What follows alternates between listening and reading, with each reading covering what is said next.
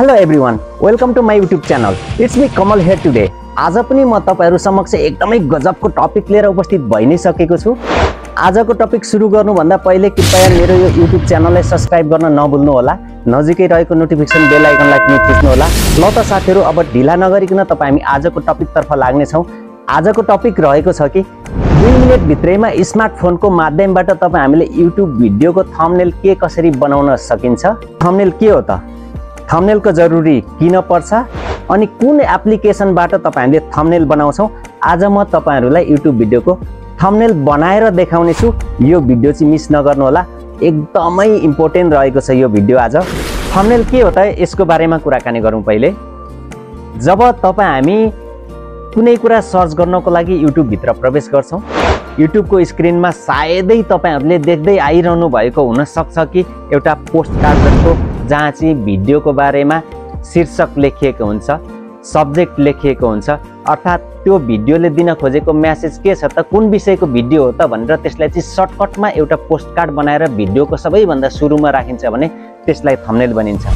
यसको जरुरी किन छ त, यसलाई किन राखिन्छ त हरेक भिडियोमा भन्दाखेरि प्राय तपाई हाम्रा फ्यान फलोअर्सहरूले खोजेको भिडियोलाई भित्र गएर हेरेर भिडियोको डिटेल्स बुझिरहन नपरोस्, या कि सर्टकटमा के विषयको भिडियो हो भनेर स्क्रिनमा हेर्ने बित्तिकै थाहा होस् भन्नको लागि तपाईहरुले थम्बनेल बनाउने गरिन्छ। जति पनि नयाँ युट्युबर साथीहरु हुनुहुन्छ, यदि तपाईहरु पनि युट्युब भिडियो बनाउँदै हुनुहुन्छ भने थम्बनेल चाहिँ अनिवार्य रूपमा राख्नु होला, जसले गर्दाखेरि तपाईको भिडियो चाहिँ के शीर्षकको हो त तपाईको दर्शकहरुले चाहिँ सजिलैसँग थाहा पाउन सक्नुहुनेछ, या कि भिडियोमा प्रवेश नगरिकन।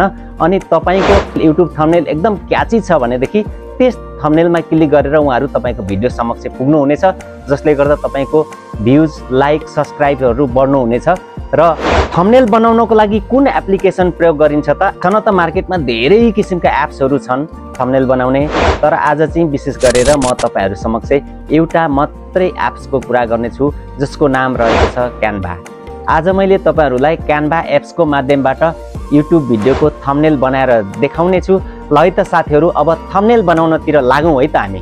गाइज, यदि तपाईहरु एन्ड्रोइड युजर हुनुहुन्छ भनेदेखि मोबाइलको प्ले स्टोरमा गएर क्यानभा एप्लिकेसन डाउनलोड गर्नु होला। यदि तपाई एप्पल युजर हुनुहुन्छ भनेदेखि एप स्टोर भित्र प्रवेश गर्नु होला। त्यसपछि यहाँ माथि गएर सर्च बार छ, जहाँनेरि गएर तपाईले CANVA टाइप गर्नु होला। त्यसपछि तपाईले यहाँ देख्दै हुनुहुन्छ क्यानभा डिजाइन फोटो भनेर। मैले चाहिँ एप्स अलरेडी डाउनलोड गरिसकेको कारणले गर्दा म जस्ट ओपन गरेर सिधै म क्यानभामा प्रवेश गर्ने छु। क्यानभामा प्रवेश गरे मैले थम्बनेलमा प्रेस गर्ने। त्यसपछि तपाईलाई इच्छा लागेको टेम्प्लेट तपाईले चुज गर्न सक्नुहुन्छ। मैले चाहिँ यो 1 नम्बरकै फर्स्टकै मैले चुज गर्नतिर लागे। फोटो चेन्ज गर्न चाहन्छु, यो फोटोमा क्लिक गरे। त्यसपछि तल लेफ्ट साइडमा रिप्लेस भन्ने देख्नु भएको छ, त्यहाँ क्लिक गरे। मेरो ग्यालरीबाट मैले यो फोटो चुज गरे। यो फोटो पनि अब यहाँ आइसकेको छ। यसलाई मैले साइजलाई चाहिँ एडजस्टमेन्ट गर्न गइरहेको छु। मलाई इच्छा लागे अनुसारको स्पेस अनुसारको साइजलाई चाहिँ मैले टक्क यहाँ यसरी मिलाएर राखिराखेको छु। यो फोटोलाई मैले एडजस्ट गरिसके। सानो बनाएर यसलाई यो साइडमा मैले फोटो राखेँ। तपाईले लेख्न चाहेको कुराहरू के हो त्यो लेख्नको लागि यहाँ भएको जुन फन्ट छ त्यो फन्टमा तपाईले प्रेस गर्नुहोस्। तल लेफ्ट साइडमा एडिट भन्ने बटन छ, त्यहाँ किबोर्डमा जानुहोस्। म यहाँ टाइप गर्न चाहन्छु कि how to make a thumbnail for YouTube भनेर चाहिँ म टाइप गर्न चाहन्छु।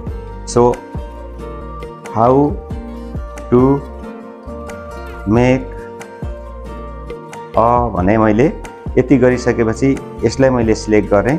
सिलेक्ट गरेर यसलाई अलिकति माथि मुभ गर्छु। अनि यहाँ तपाईले फन्ट साइजमा क्लिक गर्नुहोस्।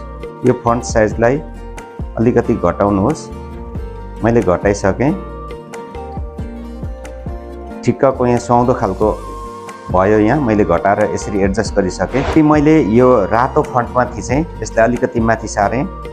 अब म तल फेरि लेफ्ट साइडमा एडिटमा थिच्ने छु। त्यसपछि म यहाँ थम्बनेल भनेर टाइप गर्ने छु। How to make a thumbnail भनेर टाइप गरेँ। फेरि म यहाँ गएर अर्को फन्टमा सिलेक्ट गरेर फेरि एडिटमै थिच्ने छु। यहाँ मैले फर युट्युब भनेर टाइप गर्ने छु। यसरी मैले टाइप गरिसकेँ।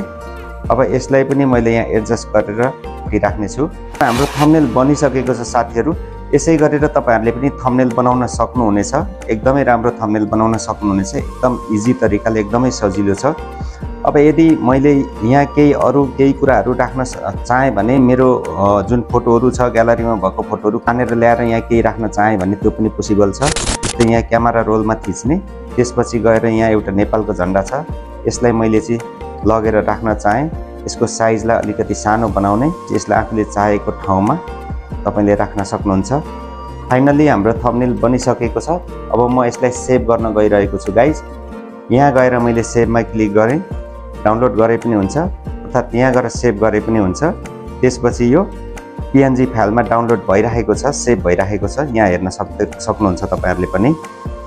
अब यो कम्प्लिटली रूपमा चाहिँ सेभ भइसकेको छ। अब तपाईहरुलाई म ग्यालरीमा लगेर देखाउँछु यो कहाँ कस्तो भयो त भनेर। अहिले हामीले बनाएको थम्बनेल यही थियो साथीहरु। थम्बनेल पूर्ण रूपले तयारी भएको छ। अब आउने अर्को भिडियोमा चाहिँ YouTube भिडियोमा थम्बनेल कसरी जोइन गर्ने भन्ने विषयको भिडियो लिएर आउने छु।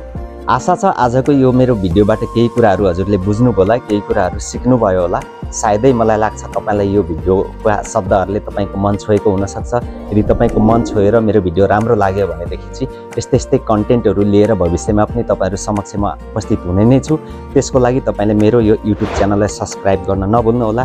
नजिकै रहेको बेल आइकनलाई पनि थिचिदिनु होला अनि यो भिडियो धेरै भन्दा धेरै तपाईहरुको रिलेटिभ साथीभाइहरुलाई शेयर गर्न पनि नभुलिदिनु होला। धेरै धेरै धन्यवाद। Thank you so much for watching this video. See you, bye bye guys.